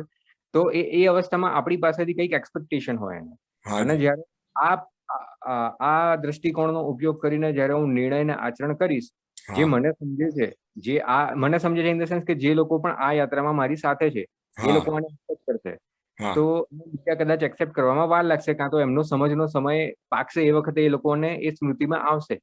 તો આમાં સ્વાર્થ વસ્તુ મારે સમજવી હતી. હું સ્વાર્થી તો નથી થઈ રહ્યો ને, કે મારી જાગૃતિ માટે બહારની વસ્તુઓને હું અવગણી રહ્યો છું કાં તો છોડી રહ્યો છું, એ થોડું સમજવું છે. આમાં અવગણવાની તો વાત જ નથી કરી ને. આમાં કોઈ વસ્તુને અન્યાય ન થાય એ તો પહેલી વસ્તુ છે, હે ને? સમજ્યા તમે? આમાં માનવ સંબંધ અને પ્રકૃતિ સંબંધ બેમાંથી એક પણ સંબંધમાં અન્યાય કર્યા સિવાય જીવવાની વાત છે. અચ્છા, સોરી, અવગણ્યું એટલે મારી પાસે શબ્દ નતો, અવગણ, પણ તમે હું કહેવા માંગુ છું એ સમજી રહ્યા છો, રાઈટ? ના, નથી, મને પહોંચી નથી રહ્યું તમે જે કહેવા માંગી રહ્યા છો. ઓકે, સમજ વસ્તુ સ્પષ્ટ થઈ. તો અહીંયા કોઈ વસ્તુને અન્યાય ન થાય એટલે જીવવાનું છે. માણસનું જીવન માનવ સાથે છે અને પ્રકૃતિ સાથે છે, હે ને? તો હે, એનો આપણો જે કાર્ય અને વ્યવહાર છે બે એની સાથે છે. તો આપણા ઉઠવા બેસવા, બોલવા ચાલવા, ખાવા પીવા, હરવા ફરવાથી માનવ જે સુખધર્મી છે, તો માનવના આપણી સાથે જીવી રહ્યા છે, એના સુખની ડિઝાઇનને ડિસ્ટર્બ કર્યા સિવાય, હે ને? અને એ બી વ્યવસ્થાના હાથમાં. પ્રકૃતિમાં કોઈ પ્રકારનું અસંતુલન ઉભું કર્યા સિવાય, પ્રકૃતિમાં કોઈ પ્રકારનું પ્રદૂષણ ઉભું કર્યા સિવાય આપણું જે કંઈ વ્યવહાર છે, પ્રકૃતિ સાથેનું જે કાર્ય છે, એ કાર્ય કરવાની વાત છે. અહીંયા કોઈને અવગણવાની વાત જ નથી, હે ને? પણ શરૂઆતમાં એવું બને કે આપણે લોકો સમજ્યા છીએ કે, હે ને, સાચો દ્રષ્ટિકોણ તો ન્યાય ધર્મ અને સત્ય દ્રષ્ટિકોણ છે. પણ હવે અત્યારે આપણા પરિવારના સભ્યો પાસે અથવા આપણે જે કંઈ જેની સાથે જોડાયેલા છીએ એમની પાસે ન્યાય ધર્મ સત્યની સૂચના ન પહોંચી હોય તો એ લોકોનો તમામ વિચાર, વ્યવહાર, કાર્ય પ્રિયહિત લાભના આધારે હોઈ શકે. તો એને બી આપણે સમજી શકીએ, એની સાથે ઘર્ષણ ન થાય આપણું, હે ને? ખ્યાલ આવે કે ભાઈ આની પાસે સૂચના પહોંચી નથી, મારી પાસે સૂચના પહોંચી છે, તો હવે હું આ સૂચના આધારે આની સાથે જોડાઈશ. સામેવાળો વ્યક્તિ એની સમજ મુજબ જોડાશે, તો ત્યાં આગળ તમે બેલેન્સ કરી લો. સામેવાળો બેલેન્સ નહીં કરી શકે. ઓકે, બસ હું એ જ પૂછવા માંગતો હતો. હા, તો એ બેલેન્સ કરવાની જવાબદારી, કારણ કે માનવ સંબંધ નામની વસ્તુ આપણે સમજ્યા, અને હજી માનવ સંબંધ શબ્દ સમજાય છે. માનવ સંબંધમાં જીવવાનું સુખ તો હજી આપણી પાસે છે નહીં, પણ છતાં જે કંઈ સૂચના મળી એનાથી એક વિશ્વાસ બેઠો કે ના વસ્તુ કંઈક જે છે એ દમદાર છે, તો આપણે આને અજમાઈ જોઈએ. હે ને, અજમાવાનું શરૂ કરો તો ધીમે ધીમે ધીમે તમને શરૂઆતમાં તો ખૂબ ઘર્ષણ થશે. શરૂઆતમાં તો એમ જ થશે કે આ શક્ય જ નથી. અને પણ તમે જ્યારે ઓવરઓલ ન્યાય ધર્મ સત્ય, હે ને, સત્યની ડિઝાઇન તમારી અંદર બનેલી હશે, જે તે સમય અસ્તિત્વમાં વ્યવસ્થાને સમજીશું ત્યારે તમને ખ્યાલ આવશે કે ડિઝાઇન જ આ રીતની છે. સુખી થવું હશે તો આ રીતે જ સુખી થવાશે. આપણને કલ્પનાશીલતાના કર્મ સ્વતંત્રતા મળેલી છે એટલે આપણે વિરોધપૂર્વક સુખી થવાનો પ્રયત્ન કરી શકીએ, મનમાની પૂર્વક સુખી થવાનો પ્રયત્ન ચોક્કસ કરી શકીએ, પણ સુખી આજ દિન સુધી વિરોધપૂર્વક જીવીને, અવ્યવસ્થામાં જીવીને, મનમાની પૂર્વક જીવીને આ સંસારમાં એક પણ માણસ તૃપ્તિને વર્યો હોય, શાશ્વત સુખને વર્યો હોય, નિરંતર સુખને વર્યો હોય એવો કોઈ દાખલો બન્યો નથી. સત્યને અનુરૂપ જીવવાથી જ ત્યાં પહોંચાશે. એ જ્યારે સત્યને સમજીશું એટલે સ્પષ્ટ થશે. તો આપમેળે આપણી અંદર સહજ સંકલ્પ બનશે. સહજ સંકલ્પ, પરાણે નહીં. અને આપણે સોગંદ લેવા પડે અને ક્યાંક લખવું પડે ને 10 જણને કહેવું પડે કે હું ભૂલી જાઉં તો મને યાદ કરાવજો, એ રીતે નહીં. સહજ સંકલ્પ બનશે કે ભાઈ હું તો ન્યાય ધર્મ સત્ય પૂર્વક જીવીશ. રાઈટ, સમજાય છે? એટલે પછી જવાબદારી તમારીથી જાય કે સામેવાળો વ્યક્તિને તમે ઓળખો કે ભાઈ એની પાસે સૂચના નથી, અથવા સૂચના હોવા છતાં એ સૂચનાના કોઈ એક સ્તર ઉપર હોઈ શકે, તમે સમજને કોઈ એક સ્તર ઉપર હોઈ શકો. તો હે મારી જવાબદારી છે કે આ વ્યવહારને મારે સંભાળવો પડશે. એટલે તાલમેલ મારે સેટ કરવો પડશે. હા, અને એમાં સુખ છે પાછું, પરાણે નથી. તમે જેટલો સંબંધને ન્યાયના વ્યવસ્થાના અર્થમાં જ્યારે તમે એને હેન્ડલ કરશો તો એનું તમને તો સુખ મળશે જ. બે વ્યક્તિ વાત કરીએ એવું કહેવાય. હાજી, ઉભય તૃપ્તિ તો બે બાજુ સમજદાર માણસ હોય તો શક્ય બને, તો જ થાય. હે ને. બીજો વ્યક્તિ ધારો કે સમજદાર ના હોય, બીજો વ્યક્તિ પ્રિયહિત લાભ અનુસાર જીવતો હોય તો એને ઘણી વાર એમ થાય કે આપણી વાત, ન્યાય ધર્મ સત્યની વાત એને ન પહોંચે. અથવા તો બે વ્યક્તિ પાસે ન્યાય ધર્મની સૂચના હોય પણ બે વ્યક્તિઓ અલગ અલગ તીવ્રતાથી એના ઉપર કામ કરતા હોય, તો જે વધુ તીવ્રતાથી કામ કરતો હોય એની સ્થિતિ ઉપર હોય, જે ઓછી તીવ્રતાથી કામ કરતો એની સ્થિતિ નીચે હોય. એટલે બંને પાસે ન્યાય ધર્મની સૂચના હોય પણ ન્યાય ધર્મ સત્યનો એની એક જ સ્તર ઉપર ના હોય. તો ત્યાં બી જે વધુ સમજુ છે એ અને વધુ હેન્ડલ કરે, અને હેન્ડલ કરવામાં કોઈ બોજો નથી. જ્યારે તમે કરશો ત્યારે ખ્યાલ આવશે આ તો સુખદાયી છે. હાજી બૈજુભાઈ. Yes sir. તો આમાં જે તાલમેલ સંભાળ, તો એમાં નીતિનો કેવી રીતે ઉપયોગ કરવાનો? શાનો? નીતિ NITI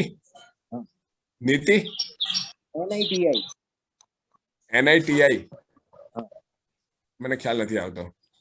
હા, વાંધો નહીં, કઈ વાંધો નહીં, હું ટેક્સ્ટ કરી લઈશ. હા, નીતિ શબ્દનો કઈ વાંધો નહીં. હા ને, તો પકડવાની વાત છે. હેલો. હાજી. હા યોગેશભાઈ. હાજી. હવે આપણે જે જગદીશભાઈ. હા જગદીશભાઈ. હવે આપણે જે ઘર્ષણ ટાળવાની વાત કરીએ કે તાલમેલ પરિવારમાં બેસાડવાની વાત કરીએ, હવે આપણે જયારે ન્યાય ધર્મ સત્યના આધારે કે નિર્ણયો લેવાની શરૂઆત કરીએ પણ એના કારણે ઘર્ષણ થાય તમે કહો છો બરાબર છે. તો ઘર્ષણ ટાળવા માટે અને પરિવારનું વાતાવરણ બનાવી રાખવા માટે પછી આપણે થોડા નીચે ઉતરીને પ્રિય એટલે આપના આધારે જ નિર્ણયો પછી એમના જોડે સંમત થવું પડે ને. જ્યાં સુધી આપણને એમ લાગે કે મારું ન્યાય ધર્મ સત્યને પકડી રહેવાથી ઘર્ષણ બનશે ત્યાં આગળ ન્યાય ધર્મ સત્યને થોડું ઢીલું મૂકવું પડે. જયારે શરૂઆતમાં તો ઘર્ષણ બનવાનું જ છે. પરસ્પરતા ના બને મિત્ર. આમાં એવું છે કે સામેવાળો વ્યક્તિ પણ માનવ છે, હે ને, એને બી ન્યાય જ સહજ સ્વીકૃત છે. બરાબર. પણ હવે ન્યાય સ્પષ્ટ નથી થયો, ધર્મ સ્પષ્ટ નથી થયો, હે ને. તો જ્યારે પરસ્પરતા આવે ત્યારે આપણે પહેલી એક વસ્તુ કે આપણો સેતુ જળવાયેલો રહેવો જોઈએ જેની સાથે જીવી રહ્યા છીએ.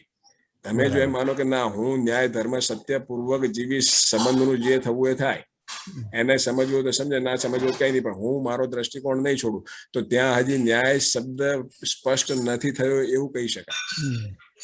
પહેલી વસ્તુ તો જેની સાથે જીવી રહ્યા છીએ એની સાથે સેતુ જળવાયેલો જોઈએ, એટલી સમજ આવવી જોઈએ કે મારી પાસે ન્યાય ધર્મ સત્યની સૂચના આવી છે, સામેવાળા પાસે નથી, તો ઘર્ષણની શક્યતા છે.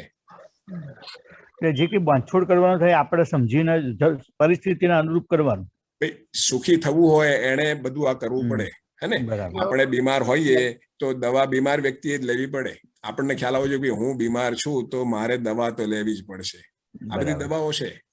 તમે એમ કહો કે ના ભાઈ હું બીમાર છું, સામેવાળો બીમાર છે, સામેવાળો દવા ના લે તો મારે નથી લેવી, હું ભલે ને પછી આ બીમારીને ભોગવીશ, એ ભોગવે હું ભોગવીશ.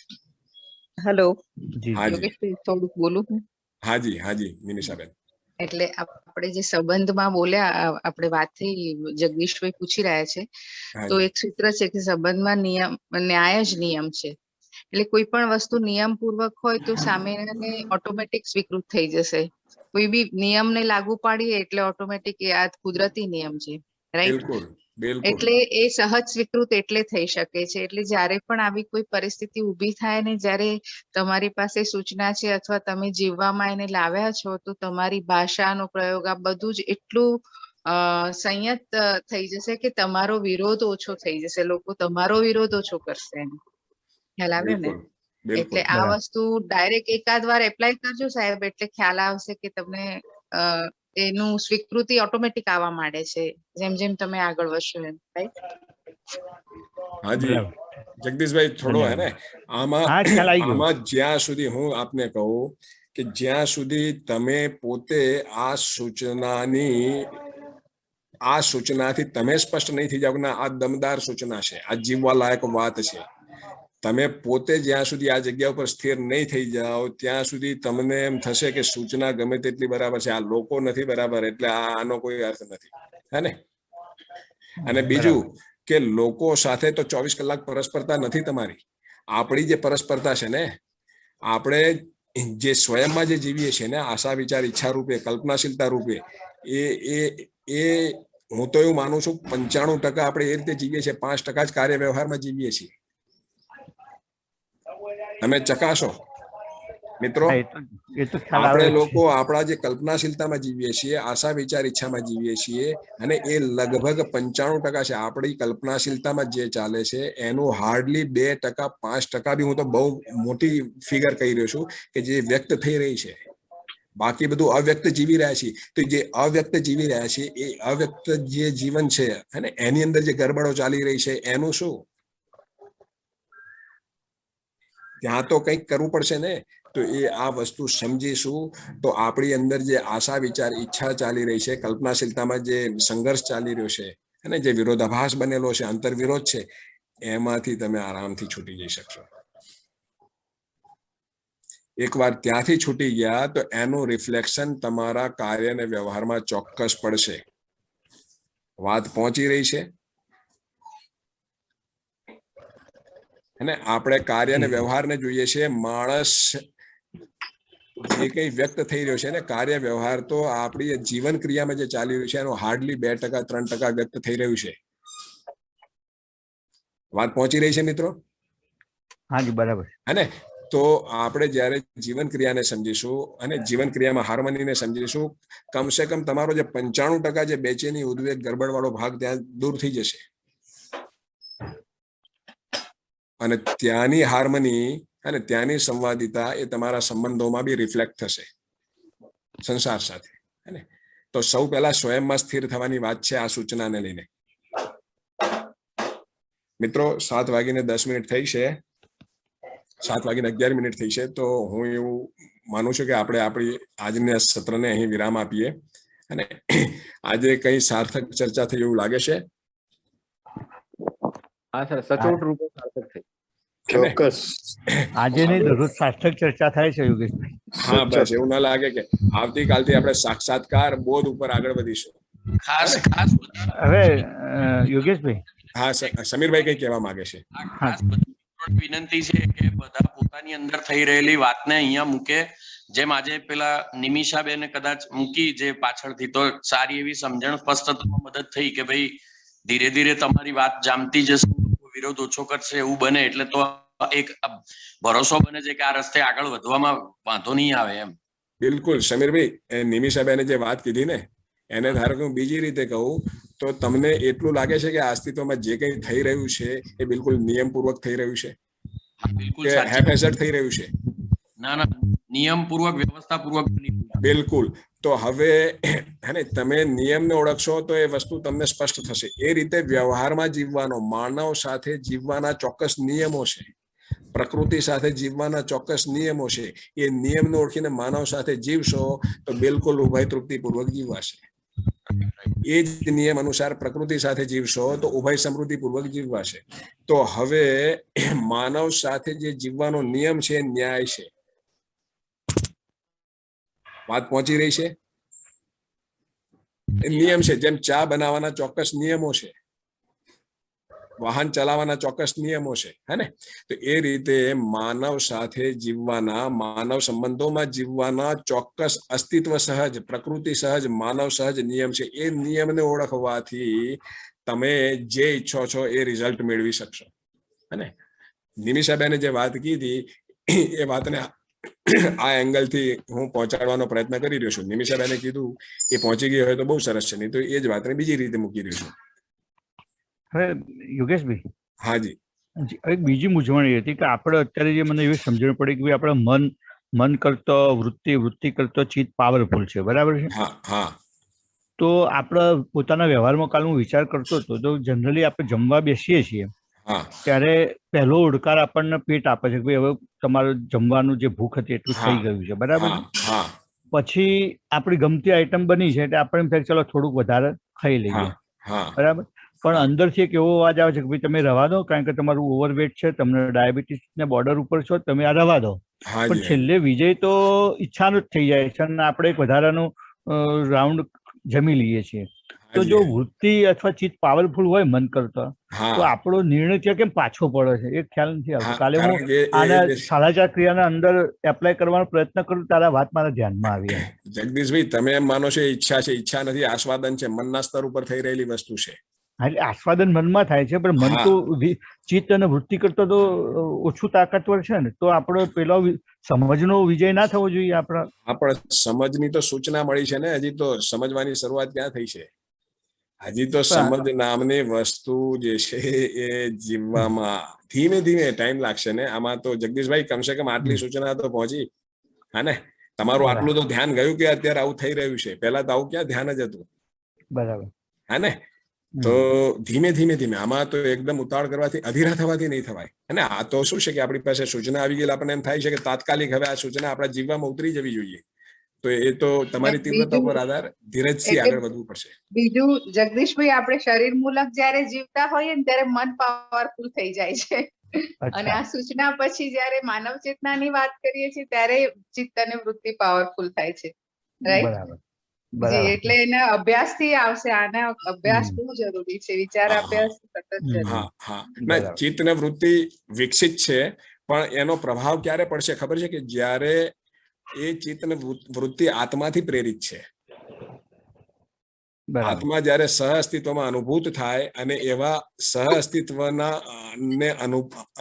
નો અનુભવ કરી ચૂકેલા આત્માથી પ્રેરિત બુદ્ધિ, એવી બુદ્ધિથી પ્રેરિત ચિત્ત, એવા ચિત્તથી પ્રેરિત વૃત્તિ, એવી વૃત્તિથી પ્રેરિત મન, જ્યારે આ ક્રમ બનશે ત્યારે તમને ખ્યાલ આવશે કે હવે જે છે એને મનની કોઈ મનમાની ચાલશે નહીં, અને સહજ રીતે, સ્મૂથલી. તો જગદીશભાઈ, ધીરજનો કાર્યક્રમ છે. ના, એ તો બરાબર. આ તો કાલે આ બધી થોટ પ્રોસેસ ચાલુ થઈ છે ને, એટલે એક એક વસ્તુમાં આપણને થાય કે ભાઈ આ કયા લેવલથી આપણો નિર્ણય આવે છે. ના, પણ આ સારી નિશાનીઓ છે. ક્રમમાં છો જ એટલે આટલો અભ્યાસ ચાલુ છે તમારો જગદીશભાઈ, એટલે જ તમે આ વાત કરી રહ્યા છો, રાઈટ? ના, બેન બરાબર છે, એમાં કોઈ વાત. પણ મારું એક એવું હતું કે આપણે અંદરથી સમજનો એક સિગ્નલ તો આવે છે કે ભાઈ આપણે હવે અહીંયા આપણે અટકાવી દેવું જોઈએ. તો એ સમજ એટલે આપણે અત્યાર સુધી મારું એવું સમજણ હતું, આ ચિત્ત અને વૃત્તિ શબ્દો મારા માટે નવા છે, કારણ કે હું તો મન, બુદ્ધિ અને આત્મા એટલામાં જ ધ્યાન હતું કે એ અંદર આ જે આટલું ચિત્ત અને વૃત્તિનો જે રોલ છે ને, એ તો મને અત્યારે આપણા સેશન ચાલુ થયું એટલે ખ્યાલ આવ્યો. નહીં તો મારા મનમાં એવું હતું કે ભાઈ મન, બુદ્ધિ અને આત્મા, તો આત્મા તો પાવરફુલ છે જ, એનાથી નીચે. એટલે આપણે, હું બી કોઈ નોર્મલ કોઈ પણ વસ્તુ કંટ્રોલ કરવો હોય તો આપણે ઇન્દ્રિયોને કંટ્રોલ નહોતો કરતો, પણ બુદ્ધિથી સમજણ મળે કે ભાઈ આ વસ્તુ આપણા માટે બરાબર નથી, તો ત્યાં અટકી જવાતું હતું. પણ દર વખતે એવું નથી થતું. ઘણીવાર આપણે જે મનની જ વસ્તુઓ આપણે એપ્લાય થઈ જતી હોય છે બુદ્ધિ કરતા વધારે. જગદીશભાઈ, અત્યારે આ બરાબર નથી એ ખબર હતી, હે ને? એ બી આપણે સૂચના મળેલી છે, પણ બરાબર શું છે એની ક્યાં સ્પષ્ટતા છે? એટલે બરાબર નથી એ પૂરતું નથી, બરાબર શું છે એ પૂરતું, એ વસ્તુ મળે તો પછી આ વસ્તુ છૂટે. બરાબર. આ દુર્ગુણ ઓળખાઈ જવા જરૂરી નથી, હે, દુર્ગુણ ને ગમે તેટલો કાઢવાનો પ્રયત્ન કરીશું નહીં નીકળે જ્યાં સુધી સદગુણ નહીં પકડાય. સદગુણ ના આવવા માત્રથી દુર્ગુણ અલુપ્ત થઈ જશે, ખબર જ નહીં પડે. અને કામ કરવાનું છે સાર્થક વસ્તુ ઉપર, જે છે એના ઉપર. દુર્ગુણ નામની રિયાલિટી નથી, અને ભ્રમ નામની વસ્તુ નથી, અજ્ઞાન નામની વસ્તુ નથી. પણ અત્યારે જ્ઞાન સ્પષ્ટ નથી, એના અભાવની સ્થિતિનું નામ અજ્ઞાન છે. તો આપણો જે કઈ ફોકસ છે જ્ઞાન ઉપર, સાર્થક ઉપર, સદગુણ ઉપર કરીશું, આપ મેળે જશે ખ્યાલ આવશે કે પેલો મારો ભ્રમ હતો નહીં, પકડી રાખ્યું હતું. ઠીક છે મિત્રો, ઘણો સમય આજે થઈ ગયો. નમસ્કાર, ધન્યવાદ. અને આપણે આપણી વાતને અહીં વિરામ આપીએ છીએ. આવતીકાલે ફરીથી અહીંથી આગળ વધીશું સાક્ષાત્કાર બોધની દિશામાં. સૌ મિત્રોને ખૂબ શુભેચ્છાઓ. શુભ દિન મુબારક.